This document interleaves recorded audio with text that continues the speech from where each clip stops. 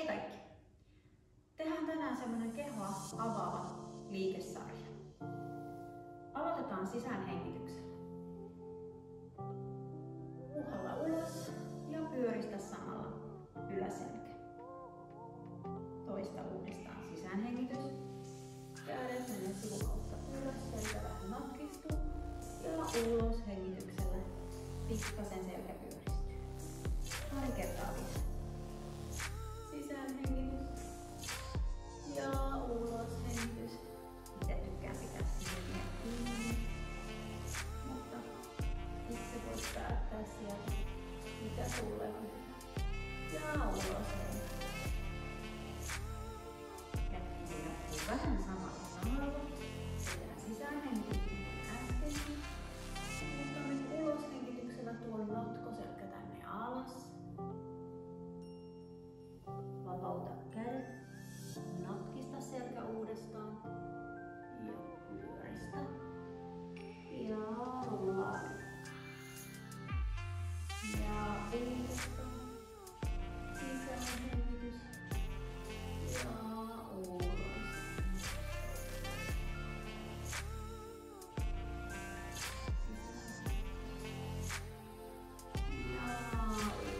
hengityksellä jatka ylös.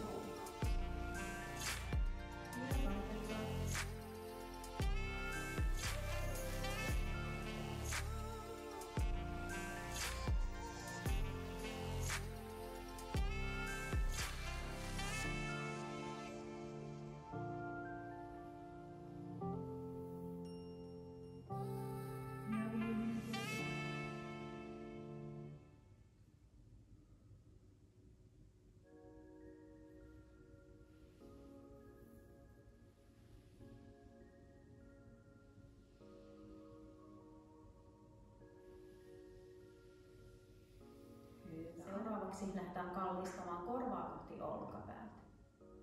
Ensin vaan ihan kallistellaan muutamia kertoja.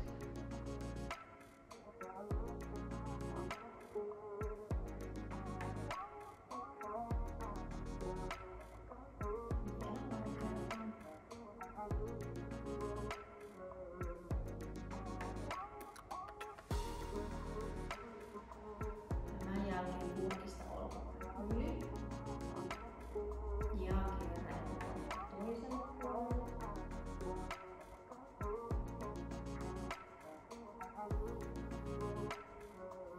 Voit tarkistaa, ettei arvi lähde nousee korviin.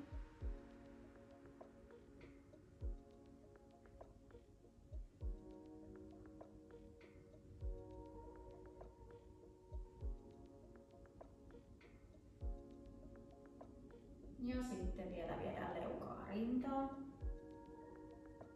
ja kurkista kohti kattoa. Leukaa rintaan ja nosta. Leukaa rintaan ja nosta katse kohti kattoa. Ja leukaa rintaan. Kurkista kattoa.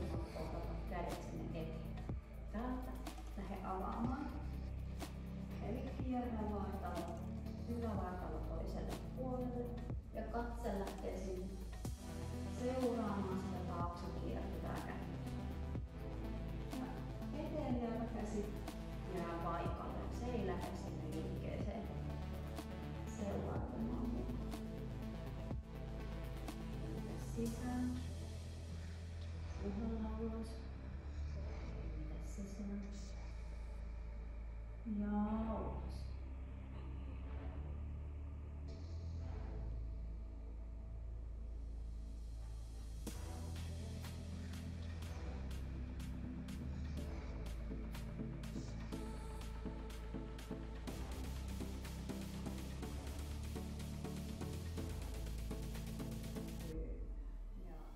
Toinen jalka toisen päälle.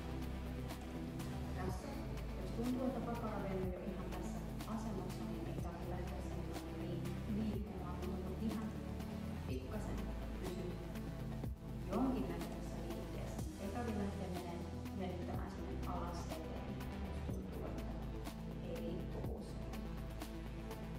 Täällä mä lähden muijuttelemaan tätä pakaralihasta auki.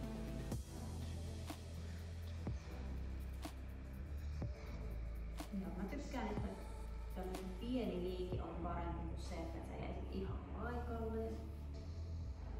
Ja sitten se oman liikkuvuuden mukaan sinne voi jäädä vähäksi aikaa roikkumaan. Mutta täällä roikkumisasennossakin kannattaa pienessä liikkeessä pysyä, jotta se pakara lähtee avautumaan vähän eri kohdista. Pieni liike saa sen liikkeen tuntumaan vähän eri osasissa kehoa. Vähän siellä alaselässä, pakarassa, pikkasen riippuen just siitä, että mihin kulmaa se ylävartalon viedät. Ja tosiaan oman liikkuvuuden mukaan täällä ylempänä on ihan yhtä hyvä olla kuin tuossa alempanakin. Ja jos olet liikkuvankin, niin voit toki antaa ihan sinne niin alas kuin mahdollista.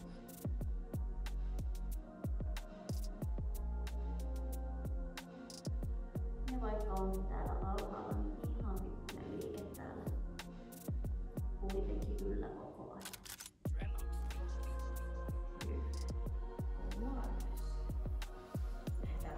Toinen jalka. Ja tässä voi olla, että huomaat myös, että on eroja puolten välillä. Voi olla, että toinen puoli tuntuu, että menee helpommin kuin toinen. Samalla tavalla täältä ylhäältä lähdet tunnustelemaan omaa liikettä. Ja katso myös, että nilkka on hyvin sen polven yläpuolella, että se ei ole liian täällä, jolloin lähtisi taittumaan tää nilkka, vaan että se on tukevasti jalkaterä siellä polven yli. Ja sitten voit tosiaan lähteä heiluskelemaan siellä. Jos on sellainen tuoli, että tuntuu, että tarvitsee vähän ottaa tukea, niin voit ottaa sieltä tuolista kiinni.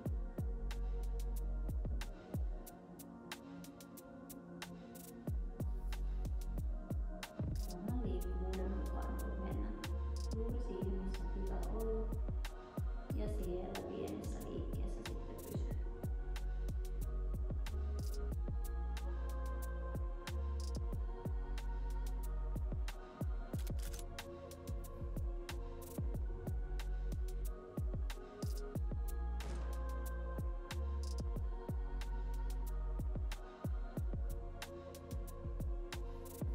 Ja tosiaan, jos olit täällä ylempänä, niin se on ihan yhtä hyvä.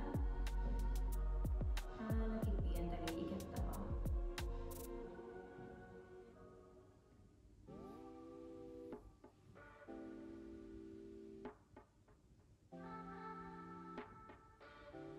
Ja rullaa ylös. Tehdään vielä sellainen pieni jalkaterän liikuttelu täältä, eli ihan vaan pyörittelen molempiin pyörimissuuntiin muutamia kertoja, jotta ne jalkaterätkin lähtee hereille. Ihan muutamia kertoja omaan tahtiin voi vaihdella sitä pyörimissuuntaa. Mä tykkään tehdä aina muutama toisto per puoli. Ja sitten mä vielä vähän rullailen niitä jalkateriä. Nousen päkiöille ja toisaalta myös sitten nostan varpaita lattiasta, jotta saan ison liikeradan sinne jalkateriin. Ja sitten voi vielä vähän, jos liikkuvuutta riittää, niin pikkasen vielä viedä ihan ojennuksen saakka niitä varpaita. Liike voi olla hyvin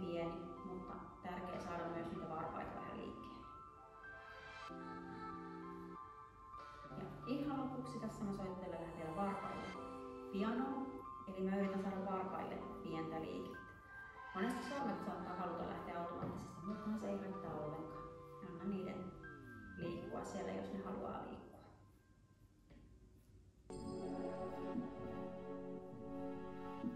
Sitten voit vähän ravistaa.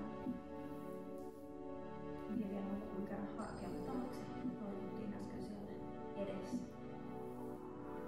Palautellaan sitä. Sitten ihan lopuksi vielä meidän pyöräilystä alas. Ja tunnautko sä vähän palaan harjoituksen alkuun. Nyt vaihdamaan liikkeen suunnan toiseksi.